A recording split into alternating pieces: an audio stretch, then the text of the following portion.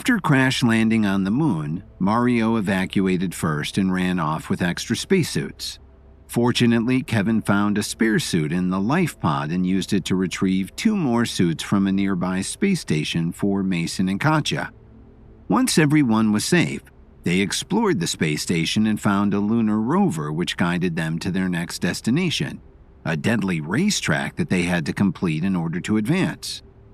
"All right, everyone, hang on tight."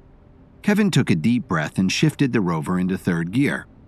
Before pushing his foot against the pedal, Kevin looked up and saw another rover flying down a huge drop, approaching a tall loop. As the rover curved up the loop, it lost its momentum and fell at the top.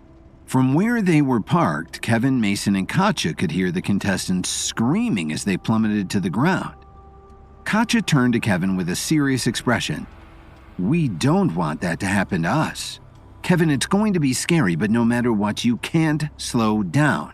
You have to keep us going at a fast speed." Kevin nodded. "Let's see how fast this thing can really go. Ready?" "Ready." Kevin slammed his foot on the pedal and the rover shot forward. They went up the first ramp at 80 miles per hour, glided through the air, and landed on the other side with a thud. The next leg of the course began with a jaw-dropping descent down a steep crater wall. The rover's wheels locked into a special mode designed for lunar gravity, providing ample traction as Kevin guided it down the dangerous slope. The drop was so steep that it felt like the rover was falling into a hole. Mason's heart dropped into his stomach. "Are you sure we aren't going too fast?" Kevin laughed and pushed his foot harder against the pedal. "Just close your eyes, Mason. Pretend it's a roller coaster." Mason covered his eyes and tried not to throw up. At the base of the crater, the course led into a series of tight twists and turns, with rocky outcrops and massive boulders strategically placed to test Kevin's driving skills. He smoothly threaded the rover through the maze-like path, narrowly avoiding collisions with the unforgiving lunar terrain. After dropping down another steep hill, the rover was approaching its first loop. Katja tightened her grip and shouted, "This is it, Kevin. Step on it." Kevin shifted the rover into 4th gear and slammed his foot all the way down. As they curved up the side of the loop, the rover was going at top speed. Without slowing an inch, the rover curved upside down and swooped back over along the other side of the loop. But that wasn't all. Immediately after the first loop came a second, then a third, one right after another. The moon's low gravity made these loops both exhilarating and disorienting, but Kevin's focus never wavered. Meanwhile, Mason was turning green. "I think I'm gonna be sick." As Kevin exited the loops, the course became even more frightening. A network of narrow bridges arched over wide chasms, and there was no room for error. One false move and the rover would fall into the moon's cold darkness. Kevin navigated the bridges with skill, his heartbeat echoing in his ears. As they crossed one of the bridges, Katja looked down and saw the wreck of a fallen rover 100 feet below. "Doesn't look like everyone made it out of here. Be careful, Kevin." Kevin took a sharp turn and crossed over the final bridge. "Don't worry, I've always been a very careful driver." Next up was a colossal jump off a ramp that sent the rover soaring into the air. Kevin felt weightless as the rover left the moon's surface, floating in space like magic. But then, instead of falling back down, the rover slowly started to rise. Mason's eyes flooded with panic. Guys, why are we going the wrong way?" Kevin nervously looked around for a solution as the rover floated higher and higher like a lost balloon. "We lost the moon's gravitational pull and are falling out of the atmosphere. Look around, there's gotta be a propulsion system or something." Katja saw a button with the outline of a flame on the top and pressed it without thinking. Suddenly, a pair of jets fired underneath the rover, forcing it even further upward. Katja gasped. "Oh God, that's not right. I'm sorry." Mason shook his head. "At least our obituaries will say lost in space. That's pretty exotic." "No, they won't. Not if I can help it." Kevin reached over to the button Katja pushed and turned it like a knob. Once it was pointing down, the jet swung up to the top of the rover and pushed it downward.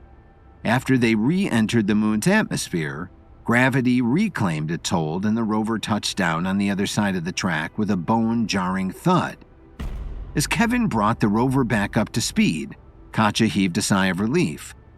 Well, that's about as close to the suffocating void of space as I'd ever like to get. Kevin laughed. Really? I thought it was exhilarating. Mason shook his head. I'm with Katja on this one. That's enough space for me. Suddenly, the track came to an end in front of a crater filled with jagged rocks and boulders. Looking ahead, Kevin could see the track pick up on the other side. In between, it seemed nearly impossible to get across. Hold on, folks. Looks like it's time for a little off-road action. Kevin revved the rover's engines and, with nerves of steel, charged straight into the jumble of rocks. The rover bounced and jolted over the uneven terrain, rocks clattering against its reinforced body. Kevin expertly steered through the maze of hazards, narrowly avoiding disaster with each passing second. After passing over a boulder, the rover bounced up and bucked Mason into the air. Jolted out of his seat, he landed on the rover's rear end, holding onto its frame for dear life. Whatever you do, keep it steady. As Kevin continued to weave between rocks, Katja jumped into the back seat and pulled Mason back aboard. Thanks. Don't mention it. For every 10 times I rescue you, the next one is free, like a punch card. Finally, the last leg of the course presented a dizzying series of tight spirals that wound through a lunar canyon. Kevin could feel the G-forces tugging at him as he guided the rover through the spirals, and he fought against the dizzying sensation. As the rover burst out of the spirals and onto the home stretch, Kevin knew he was almost there. The finish line loomed ahead, half a mile off the road, marked by a pair of enormous lunar flags flapping in the moon's thin atmosphere. This is it, guys. We're almost there. With a burst of speed, he accelerated toward the finish, the lunar rover's wheels kicking up lunar dust in its wake. The crowd back on Earth watched in awe via the live feed, cheering as Kevin approached the finish line. Watching from his home in Chicago, Ethan, who had helped Mario plot against Kevin, looked at the live footage and scoffed. So what if they beat the track? They're still in last place. They don't stand a chance of catching up with Mario and the others. And then, with a final surge of power, Kevin and his friends crossed the finish line. The lunar rover skidded to a halt, its tires sending moon dust up into the air. Lily and Rachel jumped to their feet and cheered, accidentally spilling their popcorn all over the couch. Way to go, Kevin! I knew you could do it! Back on the moon, a bright green check mark appeared on the rover's GPS screen, and the robot voice said, "Congratulations! You successfully completed the course. Now downloading your next destination." The GPS minimap zoomed so far out that the moon became a pale white dot. Then, jumping over 250 million miles away, a little flag appeared on the surface of Mars. Kevin's jaw dropped. We're going to Mars? How are we supposed to get there? Our ship was destroyed in the crash. Katja touched the screen and guided the mini-map back to the moon. Maybe there's another space station where we can find a rocket. Scrolling over the moon's surface on the mini-map, Katja stopped and pointed when she found another building. There. What do you think? Should we check it out? Kevin nodded. It's worth a shot. As they sped towards the second space station, they suddenly heard a loud roar that shook the ground. Ahead on the horizon, there was a huge explosion of fire and smoke, and when Kevin looked up, he saw a rocket blasting out of the atmosphere. Mason gulped. Well, let's just hope that wasn't the last one. When they reached the station, Kevin saw Mario shaking his fist at the sky. You little brats! When we get back to Earth, I'll make you regret leaving me behind like this. Kevin stepped out of the rover and crossed his arms with a sarcastic grin. Can't say I blame them, Mario. It's a long way to Mars. I wouldn't want to be trapped in there with you either." Mario looked over and frowned. "That was the last rocket. You know what that means?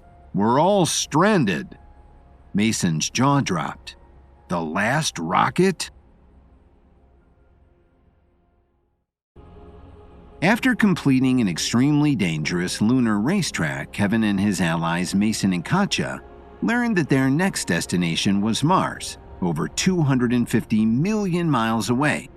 They hightailed it to the nearest space station, but just as they got there, the other contestants blasted off in a rocket, the very last one leaving Kevin, his friends, and Mario behind. "How can you be sure that there isn't another rocket? Have you explored the whole moon?" Mario clenched his fists in anger. "This is the only other space station on the moon, and they just took off with the last rocket. What part of that don't you understand?" Mason smiled. "Kevin's got a good track record of solving problems. I'm sure he'll think of something." Kevin looked over at the space station and scratched his chin. "Let's search the space station."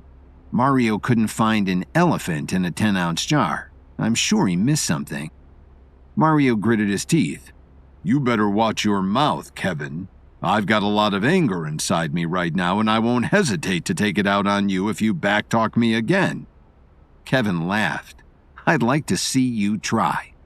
With rage in his heart, Mario charged toward Kevin, stumbling as he ran because of the low gravity. "That's it. Come here, you little punk. You're gonna be my deep space punching bag." Without even turning around, Kevin easily sidestepped Mario. Thrown off balance by the force of his empty punch, Mario tumbled to the ground, spraining his ankle on a small rock. "Ah, my ankle!" Katja and Mason laughed. "I take it that lunar combat isn't exactly your strong suit, is it, Mario?" Mario gasped in pain as he slowly stood back and started to limp behind them. "There's got to be a medic station in there.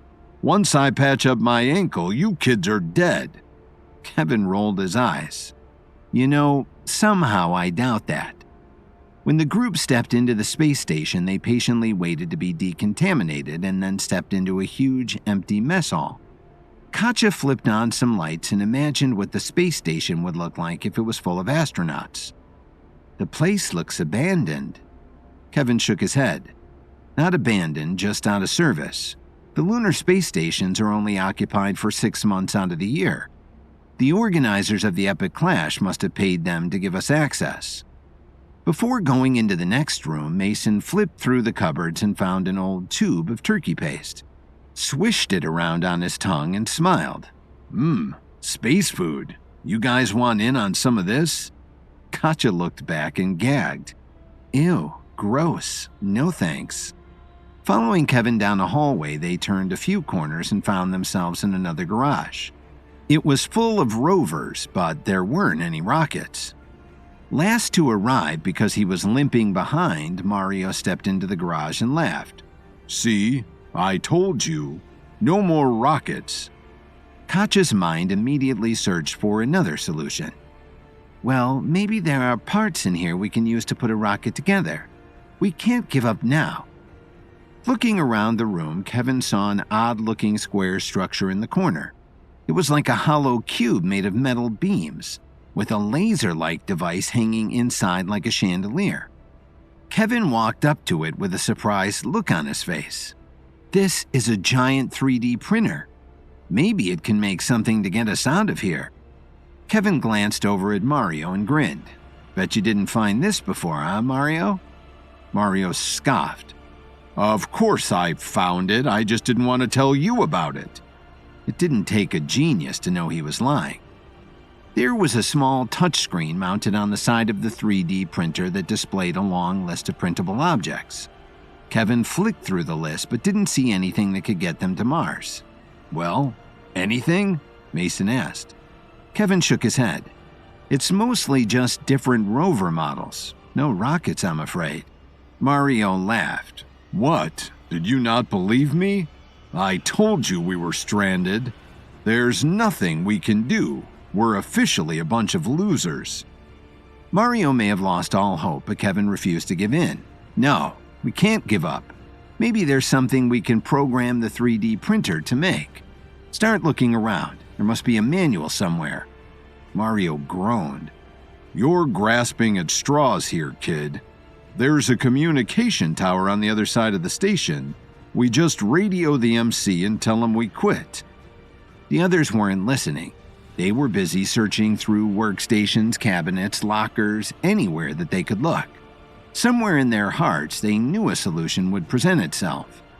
Mario frowned. "Fine. You guys take all the time you want. I'm going to the communication tower and turning myself in." Kevin couldn't care less. "You do that, Mario." Just then, Mason opened a drawer and saw a red button hidden inside. When he pressed it, a whole section of the wall slowly lowered into the floor, revealing a secret room. Mason smiled. "Well, would you look at that?" Mario turned around, intrigued as he was embarrassed. "Good work, Mason." Kevin was the first inside. Taking up most of the room was something else hidden under a tarp. It looked 3 or 4 times larger than a rover. When Kevin pulled off the tarp, he stepped back and gasped. It was the kind of thing Kevin had only seen in movies, a disc-shaped UFO, an actual flying saucer. Whoa! The metal disc was so sleek that Kevin could see his reflection in it. When the others saw the UFO, they were just as astonished. "Is that what I think it is?" Mason crossed his arms and shook his head. "I knew the government was hiding aliens." Propped up on 4 legs, there was a ramp leading inside the craft. Kevin walked up to it cautiously and found himself inside a circular control room, full of unfamiliar-looking alien technology. There were 2 pilot chairs in the front and a third one directly in the center. They were extremely odd-looking, though, specially crafted for creatures who were clearly shaped very different than humans. Mason stepped aboard and marveled. "Do you think we can figure out how to work it?" Kevin took a closer look at the control panel in front of the pilot chairs. The symbols on the buttons were strange and mysterious, and he didn't recognize a single one. "These controls aren't like anything I've ever seen before. I don't think it'd be wise to start pushing them randomly. I wouldn't want to confuse the start engine button with the fire laser button, you know?" Mason agreed. "Definitely not." Just then, Katja ran in with an envelope full of paper.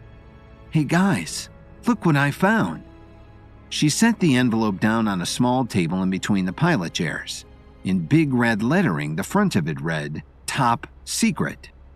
Kevin flipped it open and read the title of the first document out loud.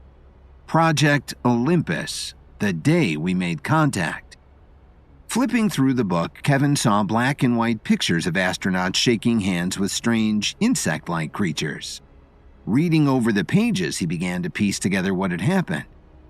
Looks like aliens visited the moon when the base was under construction back in the 60s. According to the notes, it was a peaceful exchange, and they left one of their ships behind as a token of friendship. Mason's eyes widened. "I can't wait to tell all my friends about this." "I wouldn't do that if I were you, Mason. It says here that any civilian who gains knowledge of the event is to be held immediately and subjected to psychological reconstruction. In other words, brainwashing." Mason gulped. "Yeah, maybe I ought to just keep this whole thing to myself." In the back of the folder, Kevin found a chart full of the same strange symbols he had seen on the control panel. Most of the lines were blank, but next to some of the symbols were English translations. Looks like they were able to figure out some of the symbols on the control panel. Kevin glanced back and forth between the panel and the translation. "Okay, this one here should power on the ship." When he pressed the odd-shaped button, the entire control panel and the rest of the ship came to life with 1,000 blinking lights.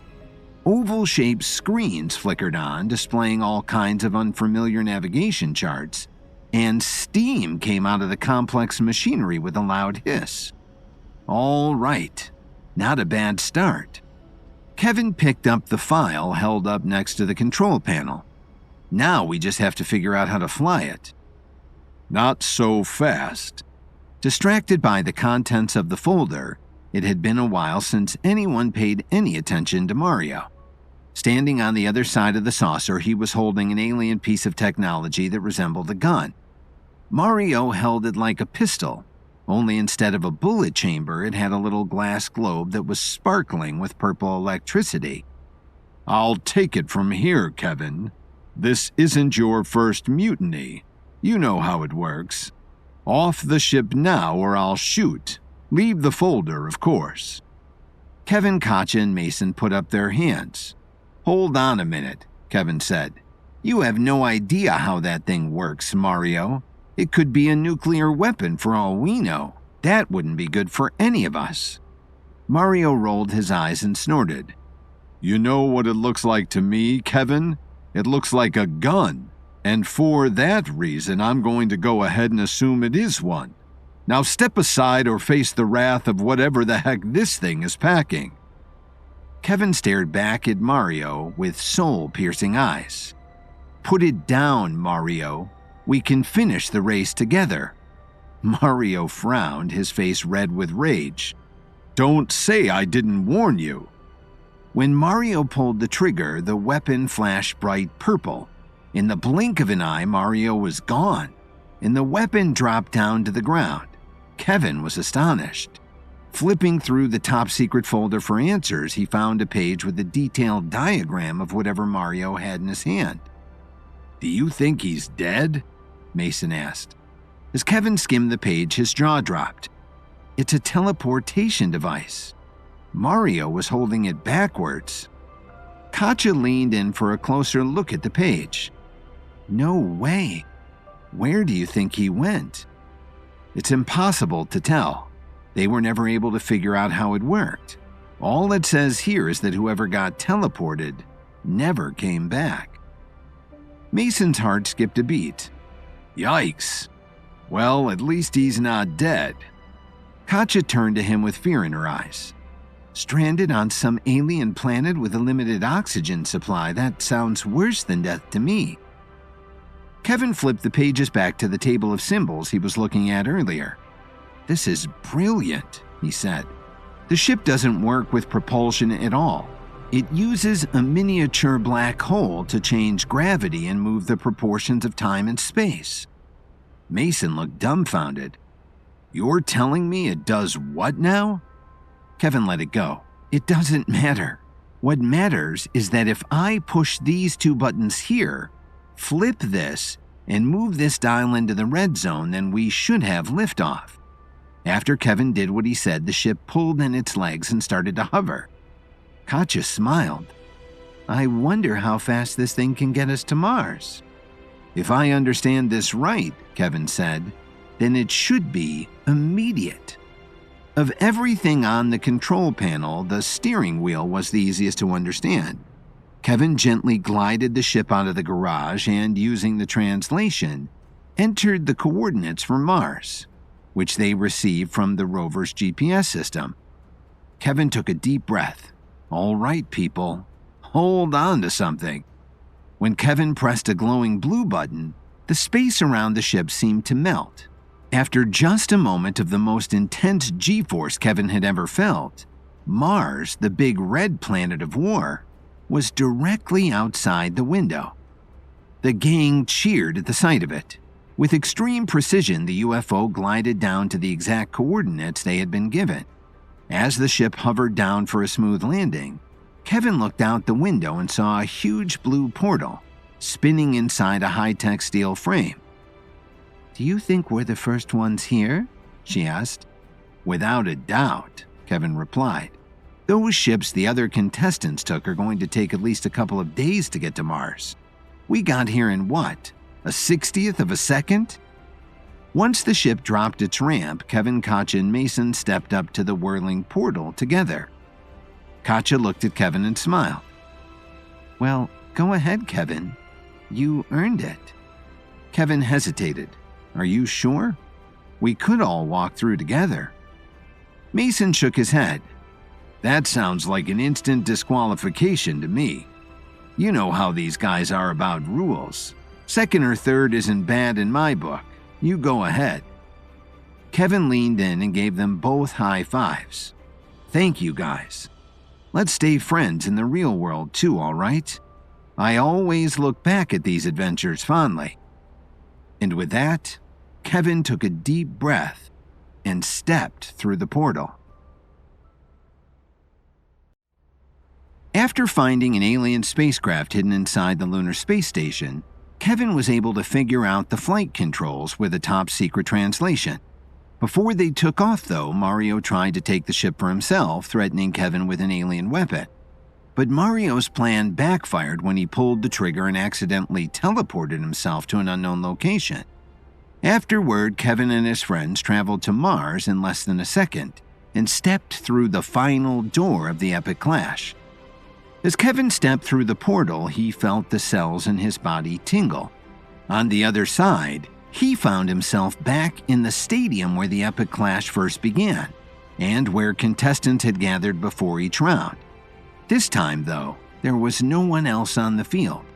Kevin was the first to arrive, and the crowd roared in applause the second they saw him. Sean McAllister, the Clash's MC, grabbed Kevin's arm with his free hand and raised it high up into the air. In his other hand, Sean was carrying a microphone. "Ladies and gentlemen, I present to you the winner of this year's Epic Clash, Mr. Kevin Williams." Kevin glanced around at the faces of the crowd, cheering and chanting his name. Most were strangers, but he recognized a few of them, like Olivia and his friends from the Healing Arts School, Wayne Shepard and Harley Ford. Ethan, who had been counting on Mario to beat Kevin in the Clash and had raced to the arena to cheer his partner in crime, was among the crowd as well. Since he was the only one who wasn't clapping, he stuck out like a sore thumb. Watching from home, Lily and Rachel were ecstatic. They jumped up from the sofa and cheered. More than anything, Lily was just glad the whole thing was over. Seeing her husband in such deadly situations was incredibly stressful, and she couldn't wait to have him home again. Back in the stadium, Katja walked through the portal next, followed closely behind by Mason. When the crowd started cheering for them, Mason seemed to enjoy it a bit more than Katja, who was blushing and seemed unsure what to do with her hands. "Here come our runners-up, everyone. Let's give a big round of applause to Katja Rafferty in second place and Mason Zimmerman in third." Mason smiled and waved, soaking in the applause. When he saw Olivia in the crowd, he winked at her. Olivia laughed and shot him a thumbs up. "Third place is pretty impressive," he thought. "There's no way she'll turn me down now." When Sean held up his hand, the crowd finally began to fall silent. "Well, Kevin, I know you didn't participate in the Epic Clash for glory alone. Are you ready to receive your reward?" Kevin nodded. All those near-death encounters were about to pay off. As the sole winner of the Epic Clash, he would gain instant access to the Upper Realm, allowing him to advance his herbalist and martial arts skills at an unprecedented rate, and go far beyond his level 7 status and become a master. Soon there would be few people who could challenge his powers. Just then, a mysterious figure in a brown cloak approached Sean, whispered something in his ear, and handed him an envelope. Sean nodded and hesitated to address the crowd. "Well, folks, as it turns out, I've got a bit of a curveball for you. Instead of gaining instant access to the Upper Realm, Kevin, you will instead be given a clue that will help you find it for yourself." The crowd gasped as Sean handed Kevin the mysterious envelope. Inside, there was nothing more than a blank piece of parchment paper. Kevin looked up at Sean with a confused face. "But there's nothing in here except an empty page." Sean shrugged his shoulders. "Sorry, kid. I don't make the rules. I just get paid to say what they tell me to say. Speaking of which, I have another announcement to make. Should you fail on your quest to gain entrance to the Upper Realm, the reward will go to the Clash's runner-up, Katja Rafferty." Katja's eyes widened. She had completely dismissed the idea of ever going to the Upper Realm, but now, all of a sudden, it was somewhat within her reach.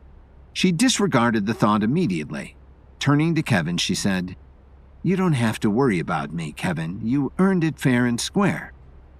Meanwhile, Katja's father, Michael, was watching from home with a glass of wine in his hand. "Well now, that's a very interesting situation, isn't it?" He swished his drink and took a sip. "It seems the Raffertys have a chance at success after all." Back in the stadium, the event was drawing to an end. "All right, folks, that just about does it for this year's Epic Clash. Congratulations again to the finalists and to all of those who had their herbalist skills wiped from their memories. Better luck next time." After filing out of their seats, the crowd continued to socialize in the stadium's lobby. Kevin was handed countless flower bouquets and must have heard the word "congratulations" about 1,000 times. While he was standing with Katja and Mason, Olivia approached and wrapped her arms around Kevin.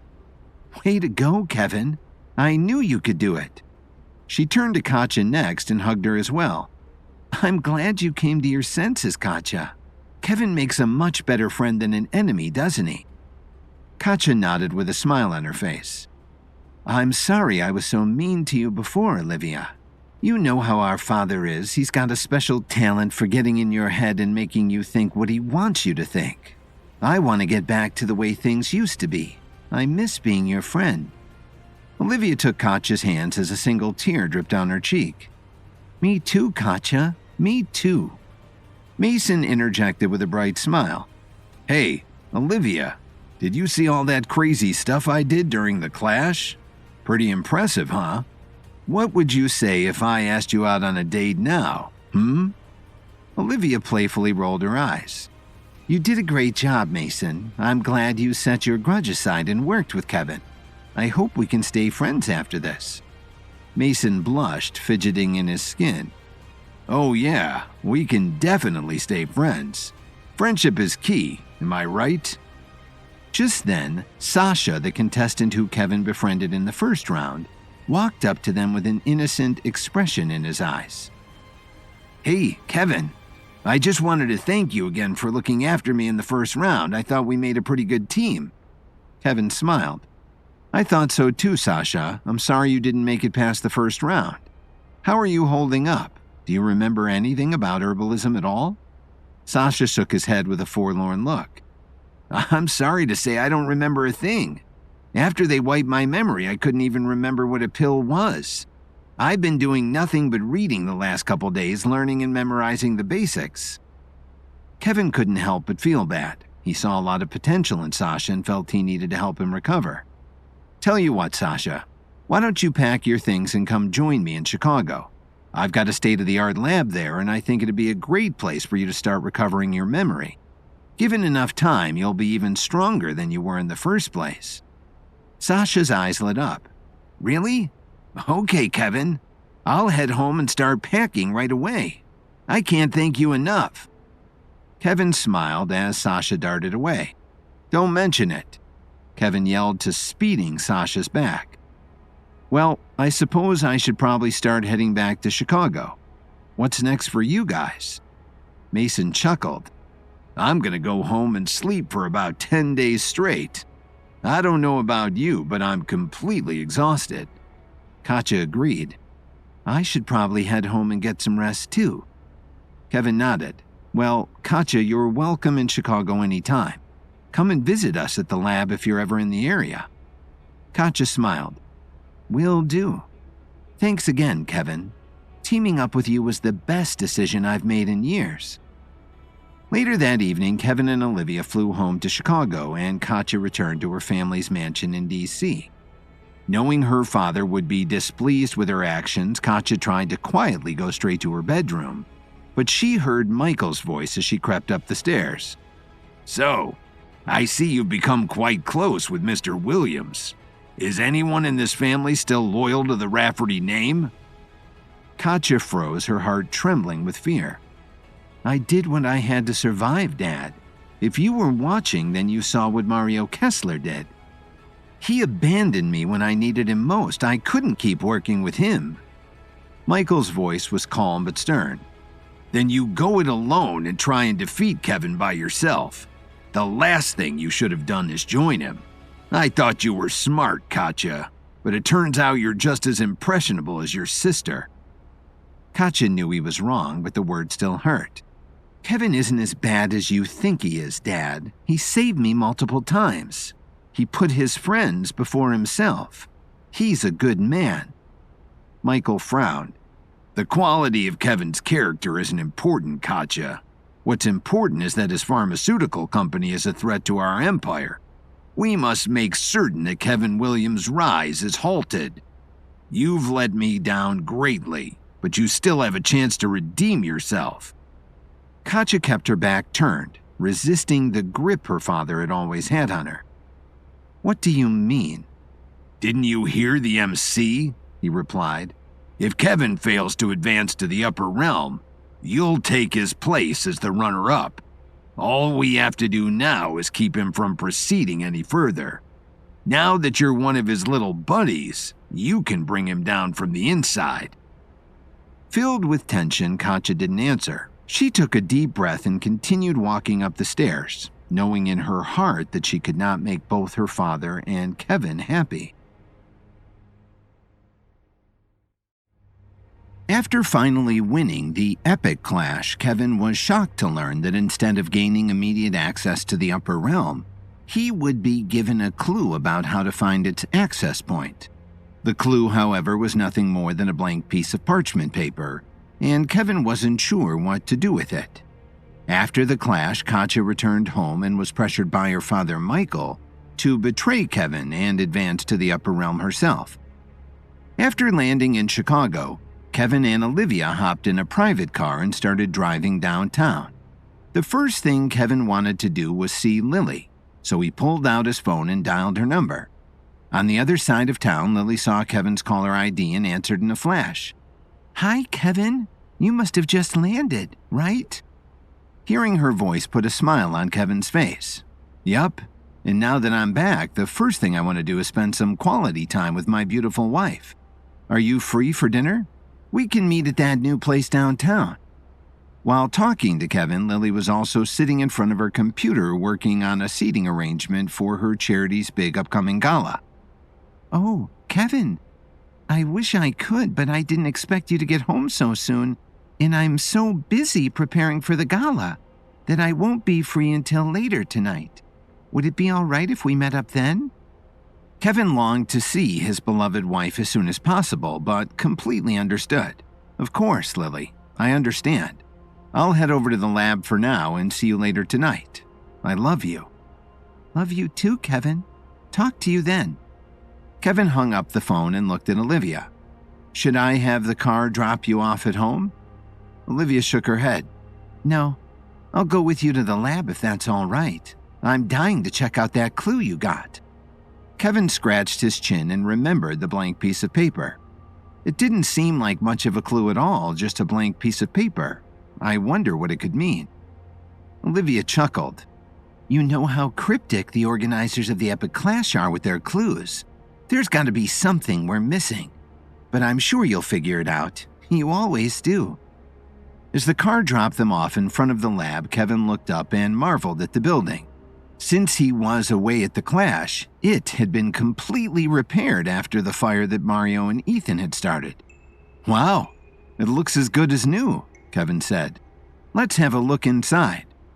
After riding the elevator to the top floor, Kevin and Olivia walked into the lab and saw Larry Barnes standing at a workstation, looking through a microscope. When he heard Kevin and Olivia step inside, he looked up at them and smiled. "Kevin, Olivia, you're back." He walked over to them and eagerly shook their hands. "You did an amazing job in the clash, Kevin. I was watching the whole time, or at least half watching while I was working here in the lab. What do you think of the place? Good as new, right?" Kevin glanced around at the lab. Not only had everything been replaced, but some devices like the microscopes and the fumigation hood had been replaced with newer, better models. Kevin smiled. "It's amazing. Does this mean we're fully back up and running? How's production going?" Larry nodded with a proud smile. "Production is even higher than it was before the fire. The lab assistants from the Healing Arts School have been hard at work. I'm sure they'd love to see you if you've got the time." Kevin eagerly agreed. Of course. I need to thank them all for working so hard. Larry walked up to a touchscreen control panel on the wall and spoke through an intercom. Everyone, Kevin just got back to the lab if you'd like to come say hello. Over the next few minutes, a dozen lab assistants filed into the room and stood in a circle around Kevin, eager to hear about the clash. What was the hardest round? Did they let you keep the dinosaur egg? My favorite part was when you fought that dragon. You were just like King Arthur. Kevin patiently answered their questions, happy to see his lab assistants in such high spirits. He tried to change the subject several times, but everyone's interest in the epic clash dominated the conversation. Inspired by Kevin's stories, one of the lab assistants suddenly had an idea. Hey, I know you guys. We should have our own little epic clash right here in the lab. We can have a few rounds of herbal-based challenges and whoever wins gets a paid vacation or something. Kevin raised an eyebrow. A paid vacation, huh? The lab assistant clutched his collar. Or, I don't know, a free lunch or something like that. The other assistants were giddy with excitement. Seeing no harm in the idea, Kevin agreed. Okay, we'll have our own miniature epic clash, the winner of which will receive $100,000. Does that sound fair? The lab assistant's eyes lit up like Christmas lights. What should we do for the first round? Just then, someone new walked through the door. None of the lab assistants recognized him, but Kevin did. Hey, Sasha, you made it. Sasha walked into the lab and set a suitcase down against the table. Hey, Kevin. I wasn't sure where I'd be staying, so I came straight to the lab. I hope that's all right. Kevin nodded with a welcoming smile. Of course, welcome. You can stay at the Salix Leaf Hotel if you like. I have connections there, and as your new employer, I'd be more than happy to pay for your lodging. Kevin dropped his hand on Sasha's shoulder and introduced him to the group. Everyone, this is Sasha. We met during the epic clash. Unfortunately, he's just had his herbalist skills wiped from his memory, so I invited him to come here and work with us to get back on his feet. When everyone waved to Sasha, he waved back with an awkward smile. We were just about to start a little herbalist competition, Sasha. Would you like to join? Sasha nervously twirled his fingers. Oh, I'm not sure if I'd stand much of a chance, really. That memory erasure pill I took worked pretty well. I've only just begun to relearn the difference between plants and fungi. Kevin took Sasha aside and whispered so no others could hear. Take this. Kevin reached into his back pocket and handed Sasha the secret book given to him by the Night King. Sasha flipped through the pages and marveled at the different descriptions of exotic herbs and plants. It's only fair since you're working at a disadvantage. Give it back to me when you're done, though. I don't go anywhere without it. Guard it with your life. Sasha nodded, his admiration for Kevin reaching new heights. All right, thanks, Kevin. I'm really looking forward to working with you. Sasha and the other lab assistants gathered around a whiteboard and came up with the terms of their mini epic clash. They agreed it would be tournament style with 2 preliminary rounds that would establish 2 winners who would win and then face off for the title of champion. Of course, Kevin would be the judge who selected the winners. The first preliminary round, decided by Kevin, would test the lab assistant's skills at working with makeshift ingredients. They were instructed to refine a sleeping pill, except they had to replace one ingredient from the recipe with something else. After digging through the supply closet for herbs they thought might work as a substitute, the contestants returned to their stations and started refining. While the 5 people competed, the other lab assistants cheered them on, playfully rooting for a favorite. Before trying the pills, Kevin went into the supply closet and came back with a little vial of yellow dust. He handed it to Sasha. If I fall asleep, I want you to hold this under my nose, all right? When Kevin tried the first 3 pills, he didn't feel any changes. The 4th one made him a little drowsy, but the 5th pill knocked him out cold. The lab assistants chuckled as his body dropped to the floor. Following Kevin's instructions, Sasha held the powder under his nose and he jolted awake. Well, it looks like we clearly have a winner. Congratulations, Meg. The crowd cheered as Meg took a bow. Kevin decided that the next round would test the contestants' resourcefulness. Whoever can craft the most effective night vision pill with as few ingredients as possible will win. On your marks, get set, go. The contestants fled into the supply closet and started brainstorming for recipes. Sasha was competing in this round and, thanks to the secret book, was able to identify 2 ingredients that might work when paired together. Rushing back to their workstations, they immediately began to refine. Once they were finished, Kevin flipped off the lights and tried each contestant's pill. When he swallowed the first one, his surroundings came into hazy focus. The next 3 were duds, but when he tried Sasha's pill, the room returned to perfect detail, as if the lights were on. Yup, I can see perfectly. Congratulations, Sasha. You've made it to the final round. Sasha was delighted to hear the other lab assistants clap for him.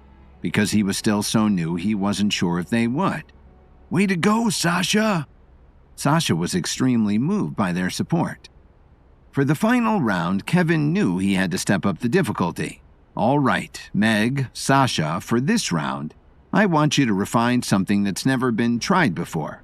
Get creative with it. Just do me a favor and don't reach for any poisonous ingredients, all right? Whoever creates the most unique pill wins. On your marks, get set, go. The lab assistants cheered as Meg and Sasha hurried into the supply closet. Meg started reaching for ingredients immediately, but Sasha flipped through the secret book looking for combinations that might yield unique effects. After grabbing a spoonful of cactus dust and a little jar of nectar, Sasha ran back to his workstation and turned on the furnace. Once the pills had been refined, Kevin walked up to Sasha and tried his first. What have you got for me, Sasha? Something unique, I hope. I don't think you'll be disappointed, sir. When Kevin swallowed the pill, he felt a strange tingling on the tip of his tongue. Are you sure you didn't use anything poisonous? After returning home to Chicago, Kevin headed straight to the lab and was amazed to see it restored to perfect condition. When his lab assistants expressed interest in competing in their own epic clash, Kevin acted as judge to a series of challenges. The final contestants were Meg and Sasha, and their challenge was to make something Kevin had never seen before. When Kevin swallowed Sasha's pill, he felt a strange tingling on the tip of his tongue and thought he had accidentally been poisoned. It's not poisonous, Sasha assured him. The reason your tongue is tingling is because I use cactus dust to numb your taste buds, except for the ones that taste sugar, which I accentuated with nectar from an apple blossom. Here, I'll show you. Sasha handed Kevin another ingredient he had pulled from the lab, a piece of Siberian cauliflower. Normally, Siberian cauliflower tastes like a foul combination of stinky cheese and rotten eggs. But when it touched Kevin's tongue, it tasted like candy. As Kevin chewed it with a big smile on his face, the other lab assistants looked totally grossed out. Impressive work, Sasha. It sort of tastes like a gummy bear. We could make a killing selling this as a weight loss pill. Sasha smiled. That's what I was thinking too. After swallowing the Siberian cauliflower, Kevin stepped up to Meg's workstation and inspected her pill. It was white with little blue dots. All right, Meg, what have you got for me? Meg cleared her throat before speaking. Well, if I did my math right, it should be a color enhancer, sir. When you take it, the colors around you should appear brighter and more vivid. When Kevin swallowed the pill, he blinked his eyes a few times, waiting for something to change. Just as he was beginning to think it was a dud, everything in his field of vision slowly turned pinkish red, as if he were looking through rose-tinted glasses. Well, there's certainly one color that has been enhanced. All I can see is pink. The lab assistants giggled as Meg nervously re-examined the ingredients she used. Oh, God, I must have gone a little overboard with the Himalayan rock salt. I'm sorry, Kevin. Are you still able to see all right? Kevin nodded with a smile. Nothing to be sorry about, Meg. It's actually quite nice, to be honest. Might have some potential for recreational use. Meg blushed. She knew that Kevin was just trying to be nice, but she still appreciated it. After trying both pills, Kevin stood in between Meg and Sasha and crossed his arms. All right, this is a tough one, but because Sasha refined something with real market value, I'm declaring him the champion of this miniature clash. The lab assistants broke out into a cheer, crowding around Sasha and patting him on the back. Meg wasn't upset at all. She was just as happy for Sasha as the others were. Kevin got out his checkbook and wrote 2 checks. He handed the first one to Sasha. Here's a check for $100,000, my friend. Don't spend it all in one place. Then he handed the second check to Meg. And for coming in second place, here's $50,000 for you, Meg. A small price to pay to see the world completely in pink. When Meg accepted her check, she looked at her fellow lab assistants and said, "Drinks on me, everybody. Let's meet at the bar down the street in an hour." The lab assistants yelled with excitement. Before heading out, one of them turned to Kevin and asked, "Hey boss, do you want to come with us?" Kevin shook his head with a chuckle. "I appreciate the invite, but I've got other things to attend to. You guys go and have some fun though. You deserve it." Just then, Kevin's cell phone started ringing. He was getting a call from Lily. "Hey Lily, how's it going? Are you done with your work yet?" "Just finishing up now. I can't wait to see you." Kevin smiled. "Me either. I'm leaving the lab now. See you soon." After saying goodnight to Olivia and Larry, Kevin hopped in a private car and went back to his penthouse apartment. As soon as he stepped in the door, Lily threw her arms around him and kissed him. "Oh, Kevin, I'm so glad to see you. How is everything at the lab?" Kevin's heart was aflutter as he gazed back into her eyes. "The lab is amazing. It's finally been completely restored from the fire." Lily reached up and playfully tapped him on the nose. "It'll take more than just a little fire to take you down, huh?" Kevin laughed. "What can I say? You know me. I always find a way to bounce back. But what about you? How's the gala coming along?" Lily sighed as she pulled out her phone and started showing Kevin pictures of the ballroom at the Salix Leaf Hotel. "It's going all right. It's not quite where I'd like it to be yet, but we're getting there." As she scrolled through the photos, Kevin was stunned. He saw banquet tables decorated with beautiful flower arrangements at the center and a big banner that proudly displayed the charity's mission statement. "This looks absolutely amazing, Lily. You shouldn't be so hard on yourself. I'm sure it's going to be the best gala this city has ever seen." Lily blushed as she put her phone away. "Thanks, Kevin. If you think so, then it must be true." For the first time since he had left for the epic clash, Kevin was able to truly kick back and relax. He and Lily ordered takeout from their favorite Chinese restaurant and spent the whole evening talking, laughing, drinking, and watching TV together. Feeling rested and relaxed, the next morning, Kevin knew it was time to get back to business. After getting dressed, he retrieved the clue he was given after the epic clash and walked into the living room. In the kitchen, Lily was slicing fruit to go with a bowl of yogurt. "Off on another adventure, I assume?" she asked with a smile. Kevin nodded as he put on a pair of socks. "I have to get to the bottom of this clue they gave me after the epic clash. It's just a blank piece of paper. I figured there's gotta be some way to make words or a picture appear on it, but so far, I'm completely stumped as to how." "Don't worry," Lily said. "I know you'll figure it out." Kevin came up and gave her a kiss before grabbing a granola bar and heading out the door.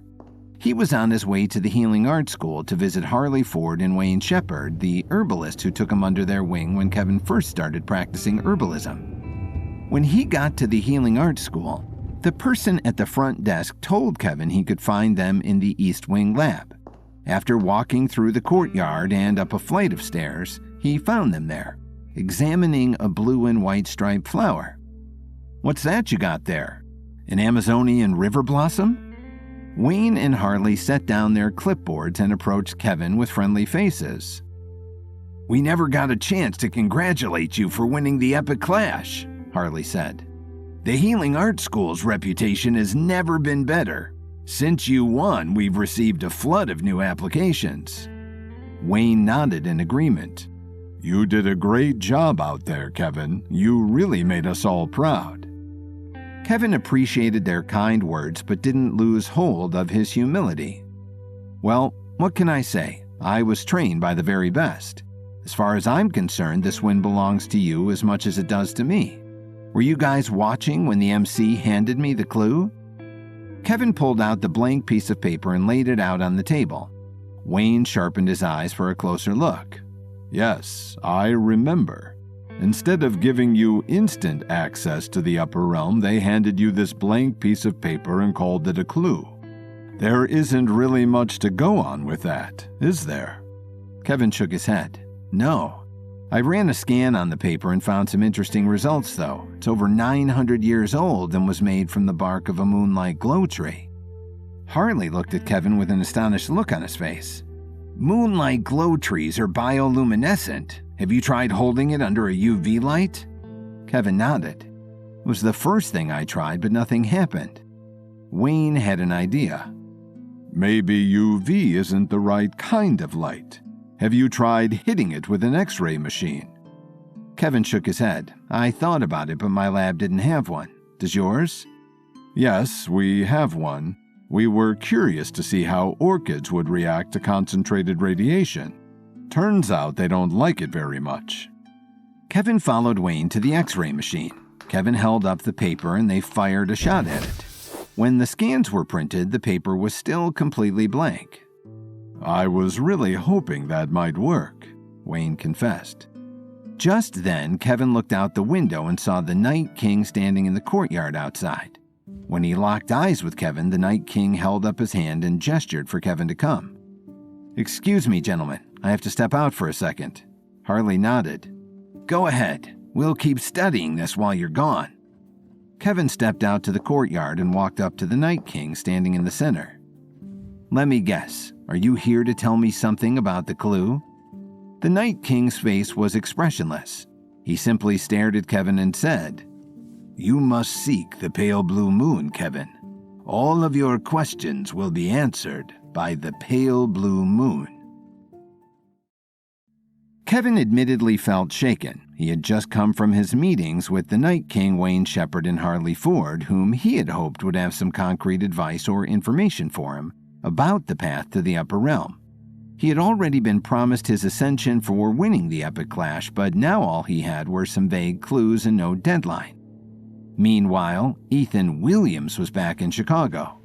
After Mario lost the epic clash to Kevin, Ethan thought his chances of toppling his cousin were slipping through his fingers. But then the caveat came. Kevin wasn't immediately inducted into the upper realm after coming out victorious as they had all expected. Instead, he was simply given instructions for his ascension and still had a lot more journey to get through before he could truly ascend. This gave Ethan more time to plot against Kevin and find a way to take him out. After all, if the winner of the epic clash fails to ascend, that privilege goes to the runner-up. If the runner-up fails, it goes to the second runner-up, and so on and so forth. Ethan could do that math. Taking out Kevin meant Katja Rafferty would be given the chance to ascend. If Ethan could remind Katja that they were supposed to be allies, they could work together to stop Kevin from ascending. And when Katja ascended instead, she would be on Ethan's side. Mario Kessler, of course, was lost in space. The Clash organizers had promised to fish him back, and they had been working around the clock to do so.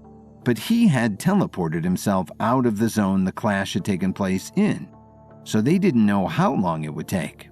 Until Mario returned, dead or alive, Ethan was determined to keep pushing forward in their efforts to thwart Kevin. Ethan had always wanted to overtake Kevin so that he could have total control of the Williams family business enterprises. But now that Kevin had expanded his empire with the fastest growing herbalism company in the world, Ethan had even reason to undermine him, anger and jealousy, and more to steal from him. He almost wanted to leave Kevin be for a while and see what else he would create for Ethan to steal from him.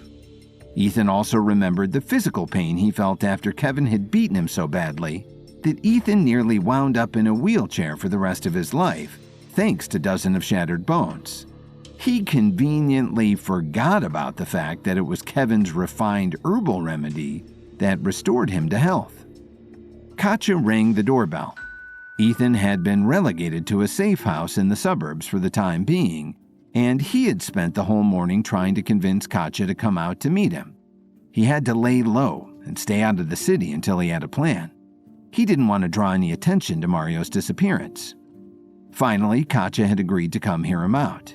Even though she had soured on Mario by the end of the epic clash and had been sure to help Kevin in any way she could, Ethan knew he could change her mind. After all, her family had been so close with the Kesslers that betraying them would be as good as betraying her own parents. "Let's make this quick," Katja said, pushing past Ethan and into his two-bedroom house. Ethan followed her and sat down, but Katja stayed standing. "I want to know where your head is at," Ethan said, deciding to agree with her and just dive in. "About what?" Katja snapped. She was irritated that Ethan had beckoned her and more irritated that she gave in and met him.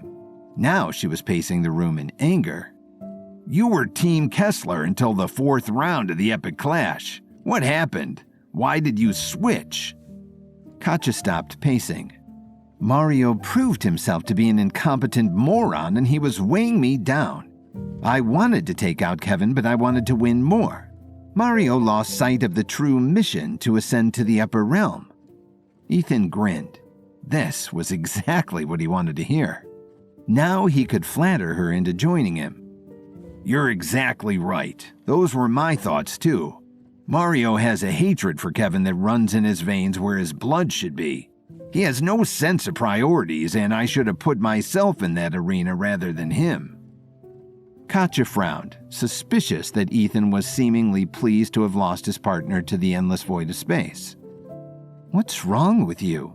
He was your closest ally, wasn't he?" Ethan covered himself. "Yes, of course. I have 100% faith that Mario will return to us unscathed when the Epic Clash organizers manage to find him. And in the meantime, someone competent will be in the driver's seat."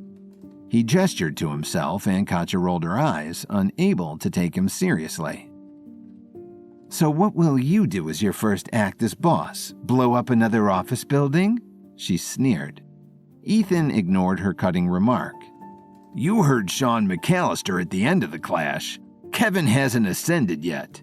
He still has to find his way to gain entry to the upper realm, and I know for a fact he's going to be too busy with his wife's charity gala to do that anytime soon. If he, for some reason, were to become incapacitated and unable to ascend, that right would go to the runner-up. That's you."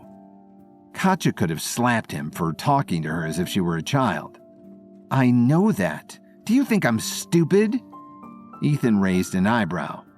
"Then please, tell me. What is your plan to take him out and take his spot as the winner of the epic clash?" Katja looked away from Ethan. She had, of course, fought this battle with herself many times. Why didn't she just take out Kevin late in an alleyway one night? Why not make clean work of it and then ascend for herself? At the very least, she could have tried to talk him into giving her the privilege instead. The truth was, she was quite fond of Kevin now that she had fought beside him and gotten to know his spirit. He was brilliant and noble, and he never lost focus of his ambitions. It was intoxicating just to be in the room when his mind was hard at work.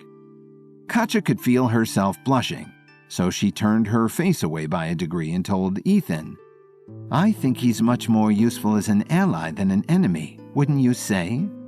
Ethan dropped his smile. "Not in the least. That man is pathetic. I hate him almost as much as Mario does, though it doesn't cloud my judgment when it comes to the upper realm." Katja rolled her eyes again. Ethan's pride would get him killed one day. "I'm going to do it my way. Thanks, though." She strode toward the door, but Ethan jumped up and got in her way. "Wait! Hear me out, okay? Together we can take him down and inherit his entire empire. We could have the fastest growing pharmaceutical company in the developed world. Do you know how much that's worth? We would be richer than kings. We'd be richer than God. You and me, and Mario too if he ever manages to pull himself back from the far reaches of the galaxy and land on Earth. You'll be able to do whatever you want and fulfill your wildest dreams. We'll change the course of human history forever. We'll be the biggest names in the medical world." Katja was concerned now. Had Ethan smacked his head on the door frame this morning? He was talking crazy. You're talking crazy just like Mario. You need to re-examine your expectations and get back to me if you have a real plan." She slipped past him and left the house. Before he could go out to stop her, Ethan's phone started buzzing in his pocket and he fished it out. It was a call from his biological father, Joshua Hill, the man whose identity hadn't given him answers, but had complicated Ethan's attempt to gain control of the Williams family companies, which he thought that all along he deserved as Thomas Williams' supposed son. He had to take it. "Yes, Joshua, thank you for calling me back." "You're my son, Ethan. I won't ignore your calls ever," Joshua Hill grumbled. Ethan had called Joshua hoping to use Joshua's Detroit connections to bring together a group of assassins and warriors who could help Ethan to bring down Kevin once and for all. Ethan knew that Joshua had the same grail. Joshua had been humiliated and scarred literally at the hands of Thomas Williams years ago, and that left him hating the entire Williams family. Joshua continued, "I can find soldiers for you to help in your battle against Kevin, but if you succeed in overthrowing the Williams Empire, they will require a cut of the fortune." Ethan was thrilled. "Sounds good. We can have a contract drawn up in the next few days." Ethan made any and all promises possible if he thought they would help him to beat Kevin, even if Ethan knew in his heart he had no intention of keeping them. At the same time, Katja was outside of Ethan's house on the phone with her own father. Michael Rafferty was the reason Katja was supposed to be allied with Mario and Ethan. Michael hated Kevin. He had tried to offer Kevin the world to marry Olivia. He thought they were a good match and wanted the proximity to Kevin's power. But Kevin was already married to Lily, and he refused Michael's offer, which astonished him. In the world of Michael Rafferty, love and marriage always took a back seat to business and fortune. Not to mention that the Raffertys were a pharmaceutical family. Kevin was big competition and they wanted control of his empire. Now Michael Rafferty was pushing his plot against Kevin on Katja, the daughter he had always assumed was like-minded in his ruthless pursuit of power and money. "I just think it's better to make him believe I'm on his side than his enemy," Katja insisted, defending herself the same way she just had in front of Ethan. She was sick of the men in her life trying to sell her loyalties. "Listen to me, Katja. Kevin Williams is our #1 enemy, and if you help him get even an inch closer to the upper realm, you may as well change your last name. You will no longer be my daughter. You need to take him down. Get to work." He hung up on Katja and she shoved her phone deep in her pocket. It took everything in her not to run back to the city, but she forced herself to turn around and to go back to Ethan's front door. She wasn't strong enough to take Kevin out herself, and as much as it pained her to admit it, Ethan had a plan at least. When he opened the door before she even made it all the way up the front steps, they both were surprised to see each other. Ethan spoke first. "If you join me, we will be backed by an entire army of Detroit's best and meanest warriors. They'll help us make short work of destroying Kevin, and then you'll ascend to the upper realm." Katja nodded, not wanting to give him the satisfaction of thinking he had won her over. She was only there for her father. "We have to attack his business by going after his client base. We'll go out and get a bunch of stock of his pills and mess with them. Make them give people weird side effects or something like that. Then we'll put them back on the shelves and let the terror unfold. The government will call for a recall and we can get his company more bad press than it can handle." Ethan smirked. "Let's do it." Ethan had lured Katja into his plot to bring down Kevin. He knows that he needed her help, and that reminding her that she would ascend to the upper realm, should they topple Kevin from his perch, had her agreeing to an alliance and also offering her insight. They must attack Kevin where he was most vulnerable, and that would be the reputation of his growing pharmaceutical concern. The two began a scheme that would embarrass Kevin with tainted drugs.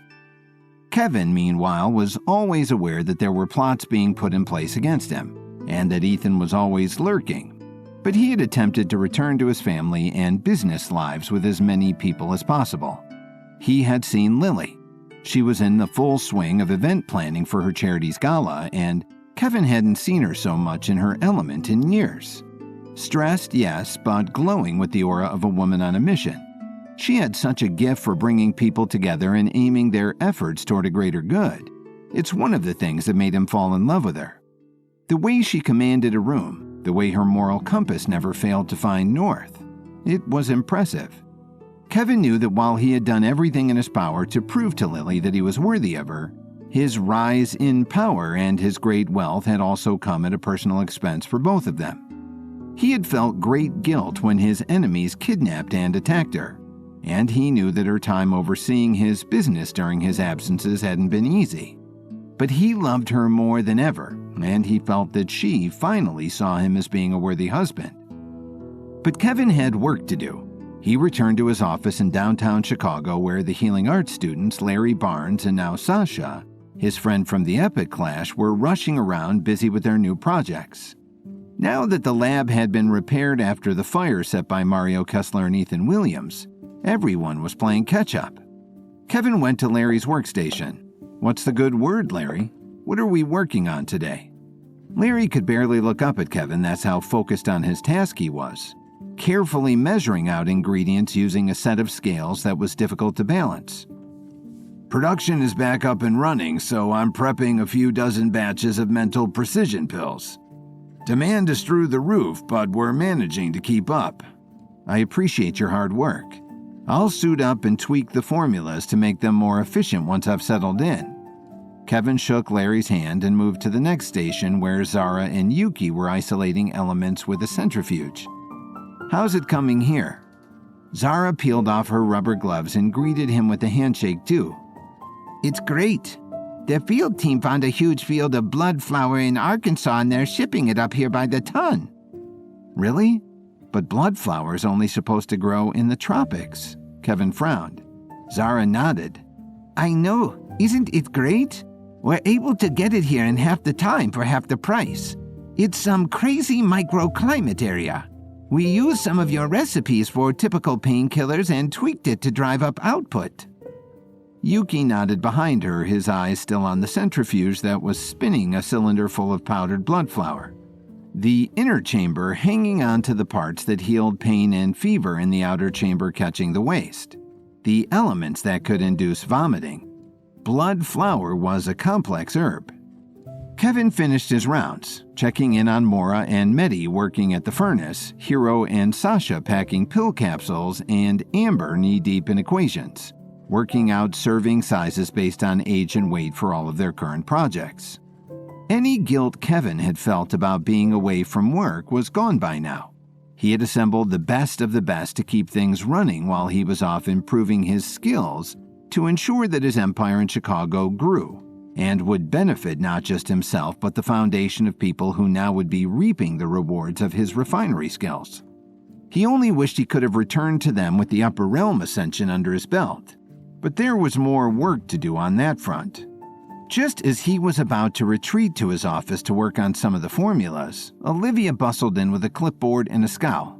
"Hey, we need to talk." Kevin raised an eyebrow. "You and me?" She dumped her clipboard down on Larry's workspace and looked around. "All of us." Everyone wrapped up what they were working on and followed Olivia to the conference room where she fired up the giant computer monitor on the wall. Whatever was about to happen, Olivia had a PowerPoint ready, something Kevin could always count on her for. "Is this worth interrupting the momentum of the team's work today?"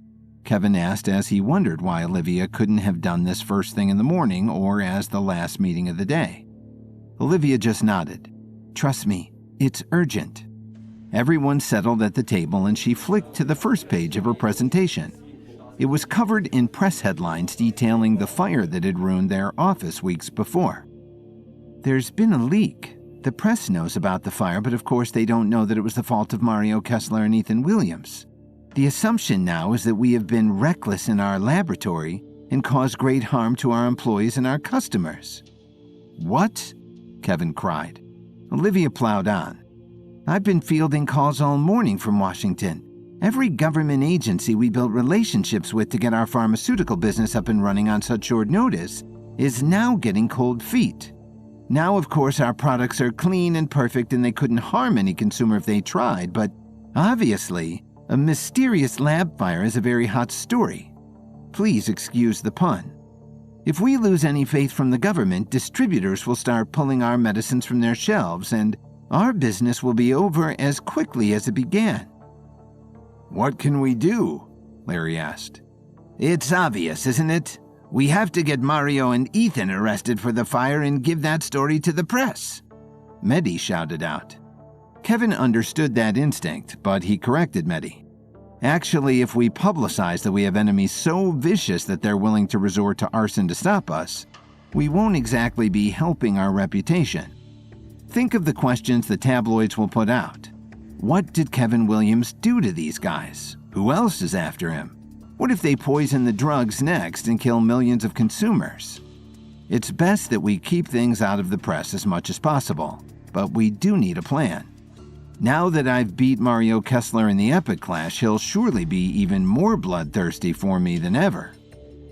Olivia nodded and flicked to the next slide. All it said was damage control. We're doing a press event. Now that the lab is back up and running, I've invited reporters from every major medical magazine, Washington, D.C. outlet, and New York gossip rag to come to take a tour and talk to our team of professional herbalists.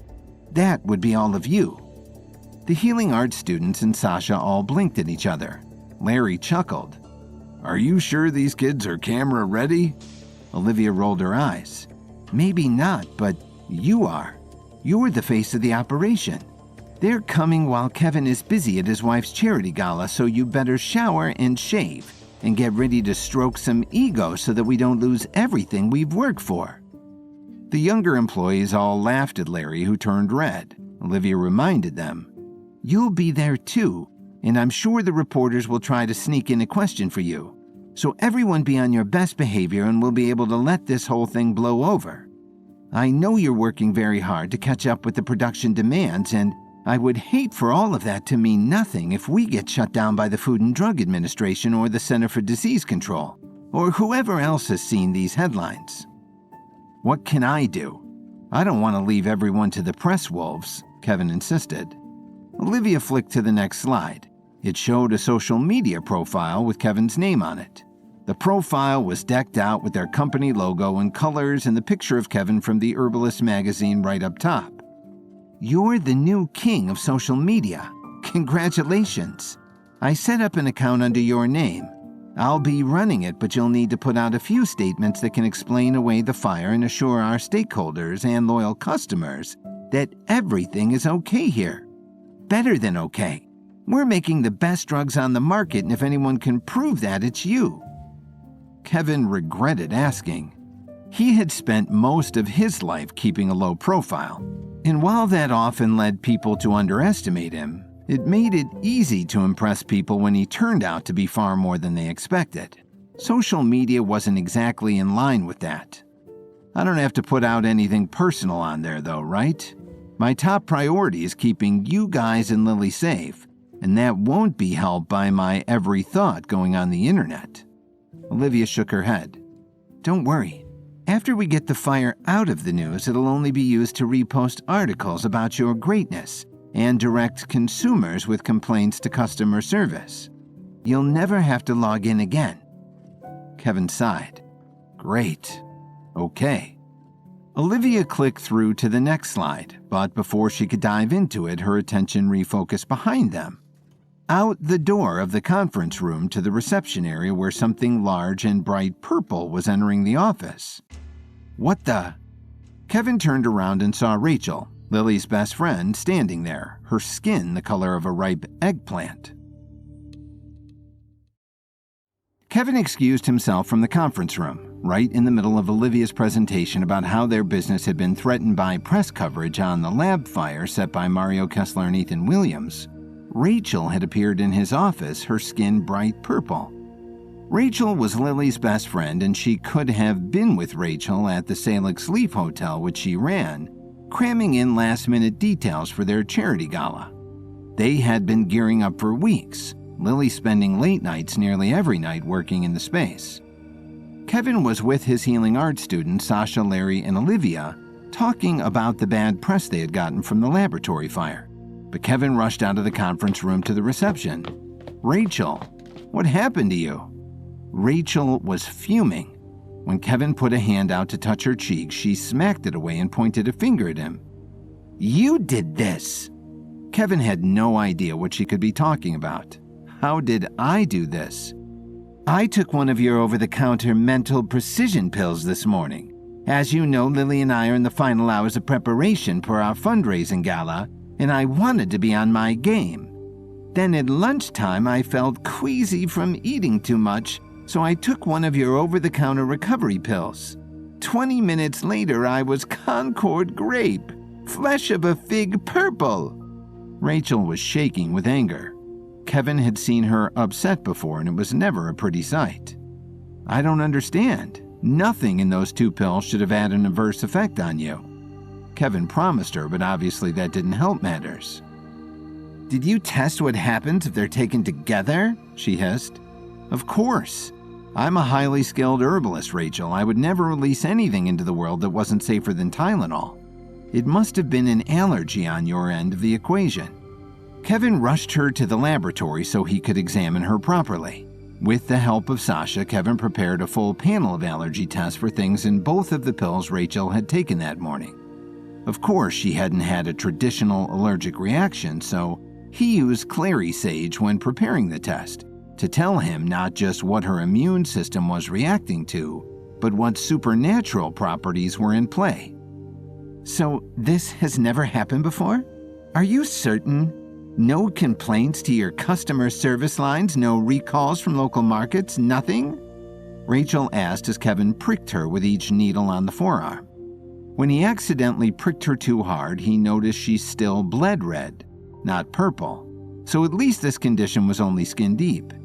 "No, I mean, we've only been in business for a few months, but there's never been a single report of side effects. Our clinical trials were spotless. I don't even know what property could have done this to you. I'll have to check my references and run these tests before I'll have an answer. But don't worry, I designed these drugs. Whatever it is, I'll have it fixed within a few hours. You'll be back to normal in time for the gala. You have my word." Kevin placed the last needle on his tray and wiped down Rachel's arm before leading her back to the exit of the office. "You better. Thank you, Kevin. And hey, congratulations on your big win. I heard the Epic Clash was a smashing success." Rachel already seemed calmer after Kevin assured her he could return her skin to its normal color. Kevin grinned. "It was.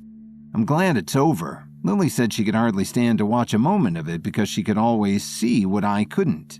Who was near me, what the next threat was, everything. It must have driven her mad." Rachel nodded.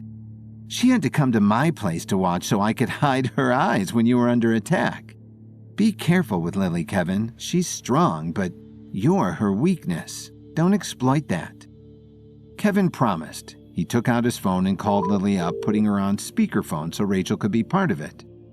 "Hey, love." "Hey, honey, what's up?" "I have Rachel here and she's not feeling like herself." Lily stifled a laugh on the other end of the line. "I know. She had some reaction to your pills.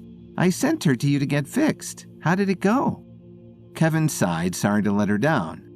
"I need some time to work out a solution, but I think you guys have deserved a few hours off from all of your hard work. Would you come down and collect her and bring her back to your place? I'll send over some takeout for your trouble." Lily giggled. "Why, yes. Of course, sir. I'll be there in a bit, Rach."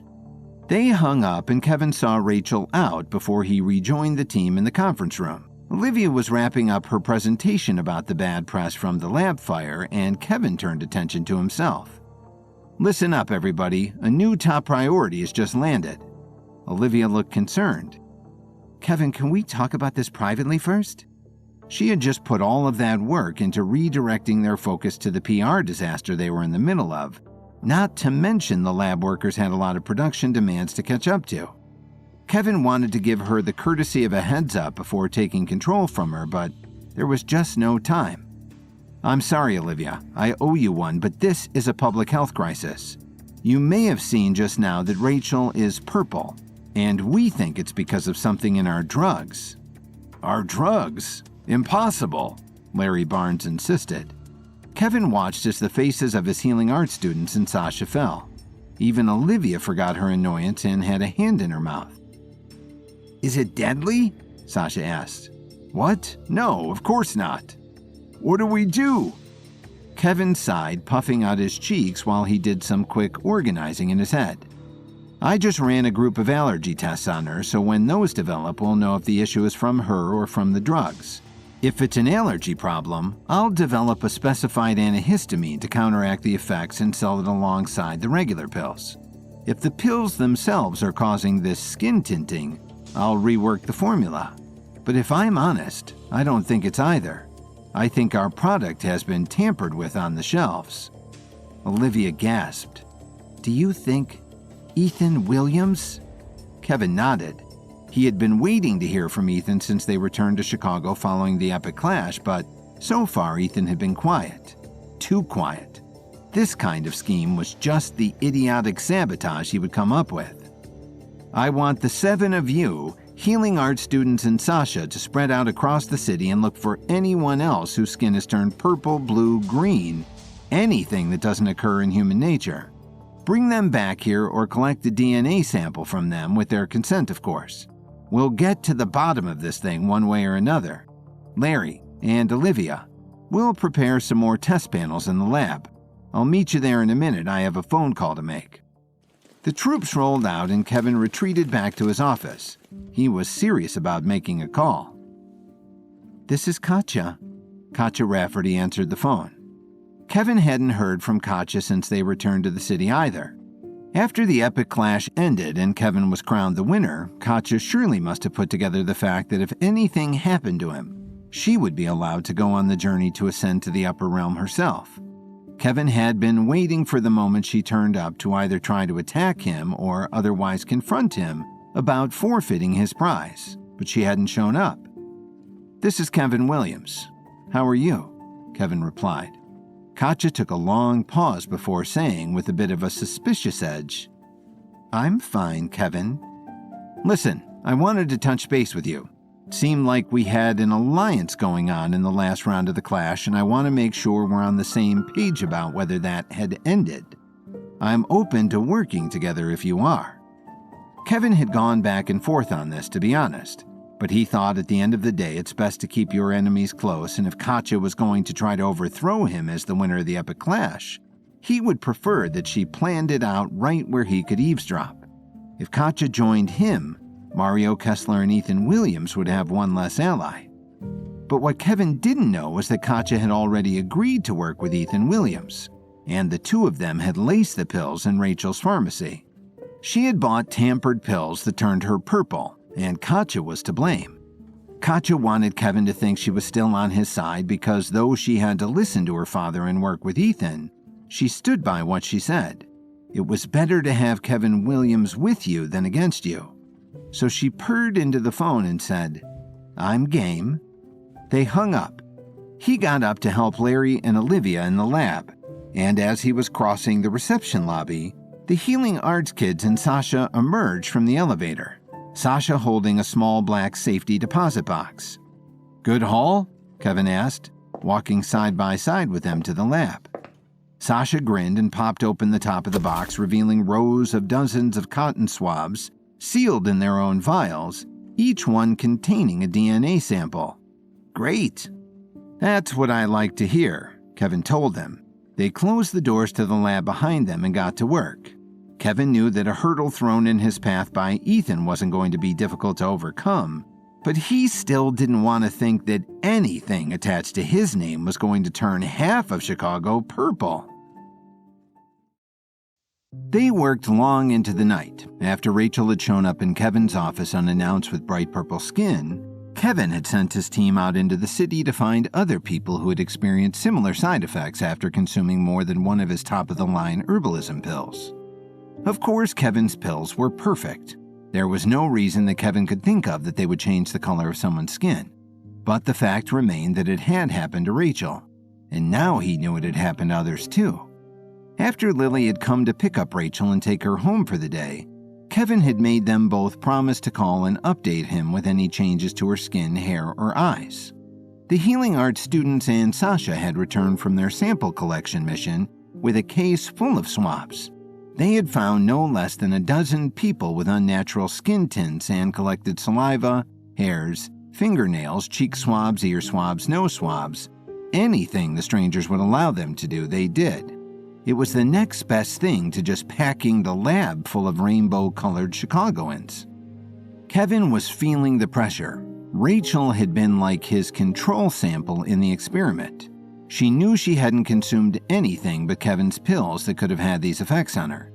The strangers they had swabbed may have interacted with other strange medications or foods, but Kevin would be able to cross-reference their samples with Rachel's to find the unusual element that resulted in their shared contamination. The lab was nearly silent as the clock struck midnight.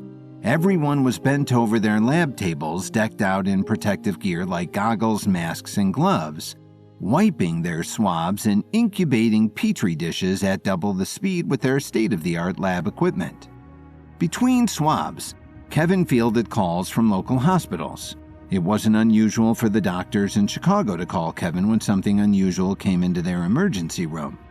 Kevin was able to create cures that they didn't have access to with their brand of medicine, and Kevin was often able to come up with a treatment. So when they got a pair of women who had seemingly been painted indigo walking into urgent care, Kevin got the call. "We're already on it. Don't worry. Monitor them if you can, but at least keep a record of where I can reach them when I come up with a solution," is what he told everyone who called. Eventually, all that was left to do was wait for the final batch of dishes in the incubator to finish their cycle. Masters and students alike gathered around the appliance, peering into its chamber through the slit window on its front, like children waiting for Christmas cookies to come out of the oven. When the dishes were ready, everyone took a stack and went to their lab tables, where microscopes had been prepped and readied for the cultures. Kevin whipped through his dishes, instantly recognizing every wiggling form and cell he saw from his years of study. It wasn't until his 10th dish that he ran up against something new. "Larry, check this out," he called. He had discovered a bright violet spot on his dish that seemed to be spreading through the culture at a rapid rate. Kevin stood and let Larry take his chair and have a look.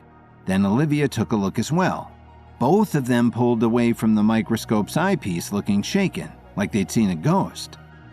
"What the heck is that?" Larry asked. Kevin shook his head slowly. "It's something new. I just need a minute to confirm that it's our culprit." He assigned Sasha to order some much-deserved pizza for everyone so they could have a break while he checked the secret herbalism books that the Night King had given him. On his way to the office, Kevin got a phone call from Lily. "Hey, love, how's Rachel doing?" Lily sighed. "Still purple, but she's gone from panic and outrage to impatience. She just wants to be cured. I can't imagine what will happen to her self-esteem if she has to show up to our charity gala looking like an alien. How's the work going over there?" Kevin was grateful for the chance to give her some good news. "Don't tell Rachel yet, but I think I just identified the problem. I'm checking my reference books now, but I think I'll have a cure on paper within the hour." This was mostly true. He was confident that he would know how to fix this problem as soon as he got to his books, but there was a small worry in the back of his mind that he wouldn't have the ingredients to create the cure in his lab. The hunch he had already was that they would need a more exotic herb than they could cultivate in Chicago, Illinois. Lily sighed. "I believe in you. Just make sure you take some breaks and keep eating and drinking. If you work yourself to death, the purple disease wins." "I will," Kevin promised. "I'll see you as soon as I can, okay?" "Okay. I love you." "Love you too." Kevin hung up the phone. Now in his office, he pulled out his 2 secret books from the Night King and flipped through them, looking for anything about hidden anthocyanin deposits in powdered herbs. His hunch was that someone had tampered with some of his pills by stealing them from the retail shelves, adding something to give these crazy side effects and putting them back for unsuspecting customers to purchase. The same thing had happened in this very city in the 1980s with over-the-counter pain medication. Kevin would not be the scapegoat for biological warfare. That would not be his legacy. He finally found it. an herb called indigo lotus, the petals of which were a deep indigo color, stared up at him from the frayed pages of his book. He read, "Indigo lotus, unlike its close sister the blue lotus, does not provide the user with meditative calm, but rather feeds the nervous system false signals to cause agitation, mood swings, and nervousness. Its abundant stores of anthocyanin, which gives it its deep indigo color, can be found throughout the leaves and stems, and they become activated with heat and pressure." Kevin took in that last bit of information. Pressure and heat were what happened when you ground dried herbs into powders to put in pills.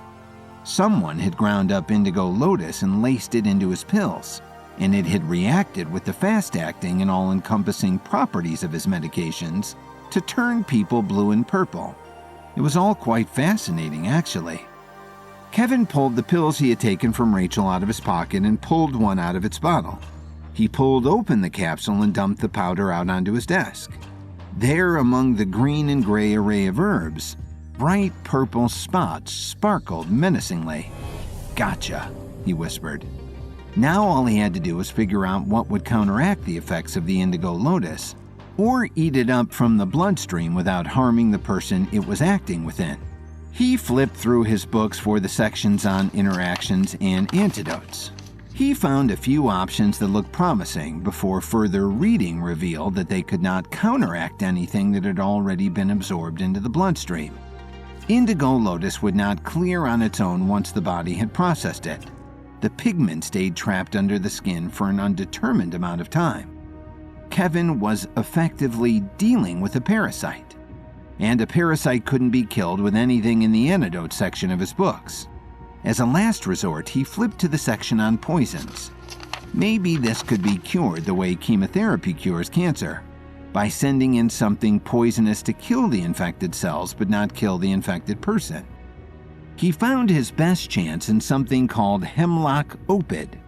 The book told him hemlock opid is fatal to humans, and it grows in isolated patches because nothing else can grow alongside it when it is infecting the soil. It is especially fond of cold, wet climates. It will not harm most birds or fish. Some previous owners of the herbalism book had added notes in the margins. Fatal if untreated, but responds rapidly to mixture on page 221. Another responded, "That's not effective unless combined with page 536. He quickly flipped to pages 221 and 536 to see what the hemlock opid would be added to. There it was. If it were put in combination with these other cures, the hemlock would be neutralized for humans, only killing the invasive deposits of violet coloring inside of them. Kevin made a list of ingredients he would need for his cure and rushed back to the lab. A quick look at the inventory told him he had stock of everything, except the hemlock opid. Of course not. He wouldn't keep poison in his lab, but he had to get it, and quickly. He pulled down an atlas they kept in the lab with a few other reference books and checked where the herb could be found in the wild. Crap, he groaned. The closest natural source wasn't close at all. It was in a small village near an ocean where the fish ate hemlock opid from the bottom of the sea and stored their elements and herbalism powers in their fins. Kevin was going to Alaska. Kevin called Olivia and Larry into his office to explain the situation. Rachel had arrived at their office the day before with bright purple skin. She had claimed it was due to taking Kevin's pills that she had bought from a local pharmacy. Kevin doubted that was the case because his pills had been tested many times before hitting the shelves, but still, he had taken her pills and promised to come up with a solution. Then, Kevin was contacted by local urgent care centers and hospital emergency rooms who had patients come in with bright blue, purple, and indigo skin, and they were stumped.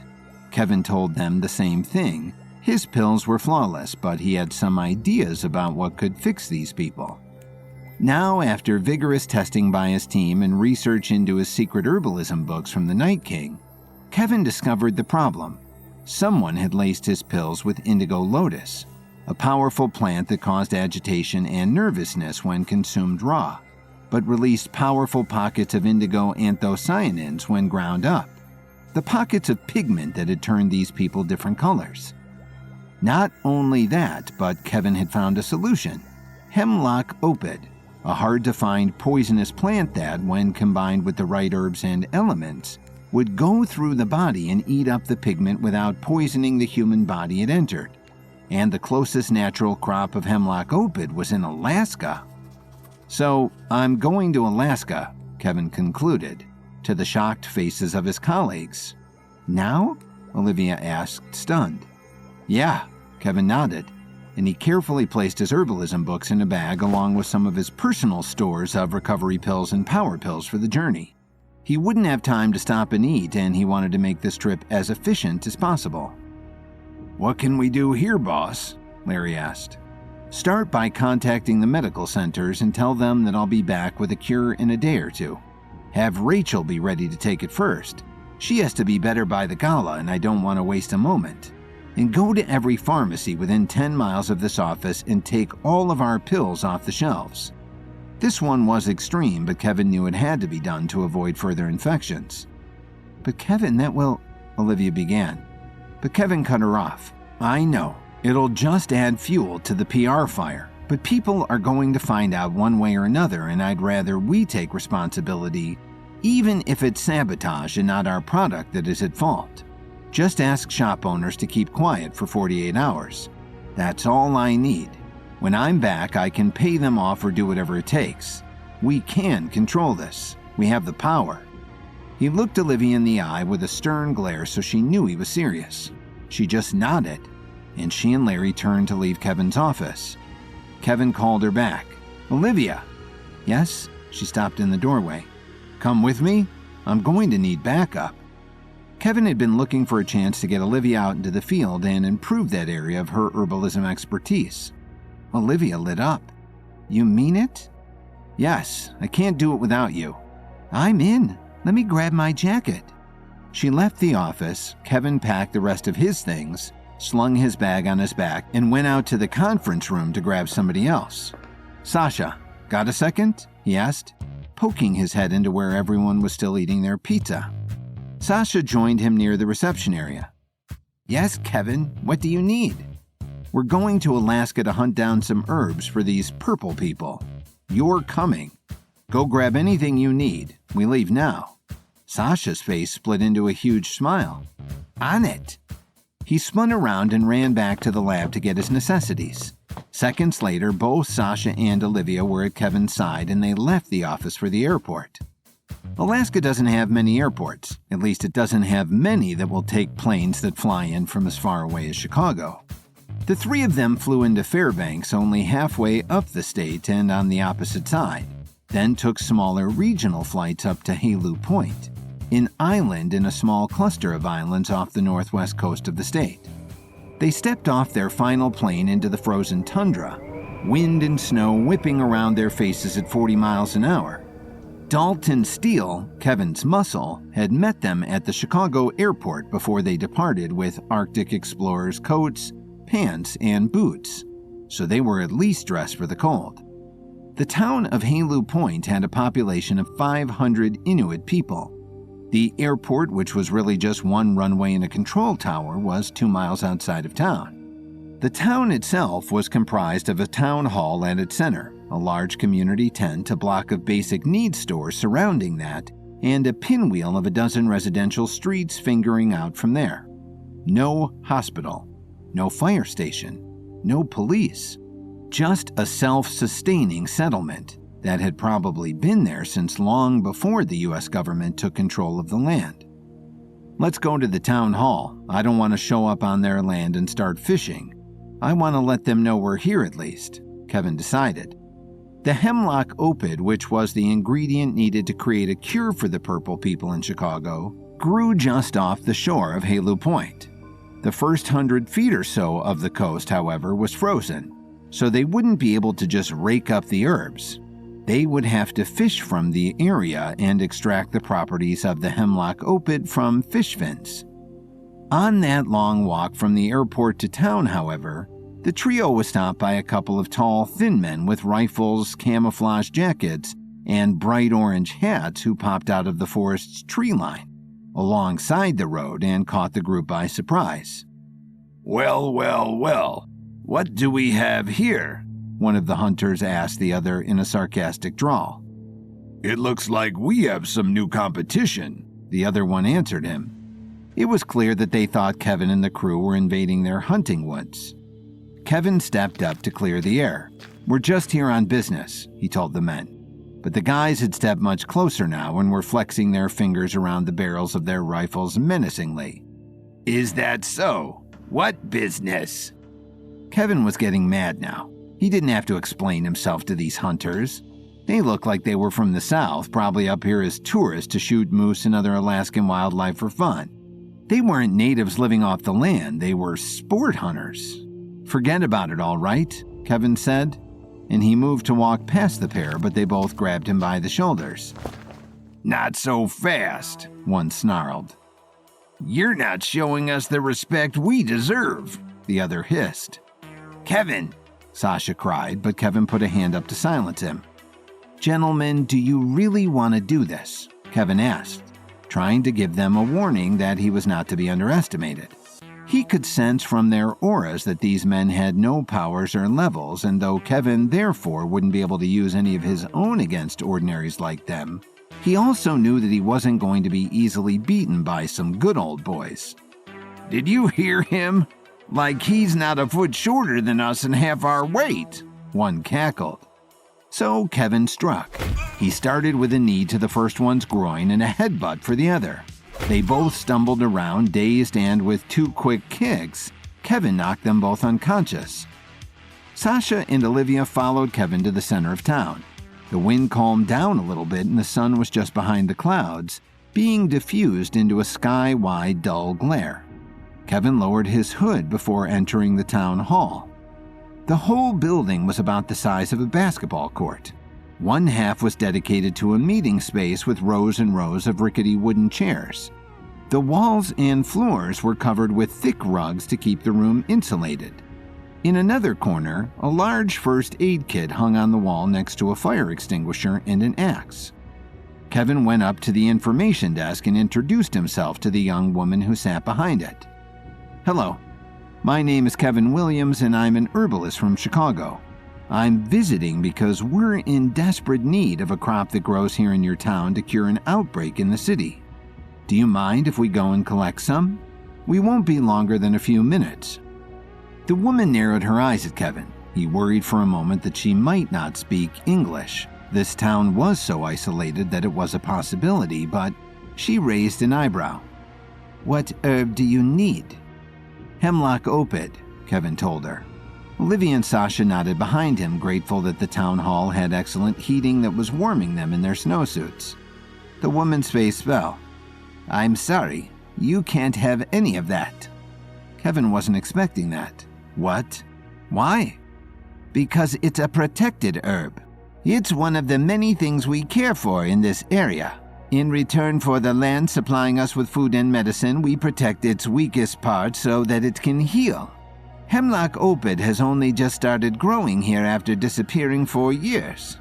Now that it's back, we are doing everything we can to replenish it and keep the plant alive, she explained.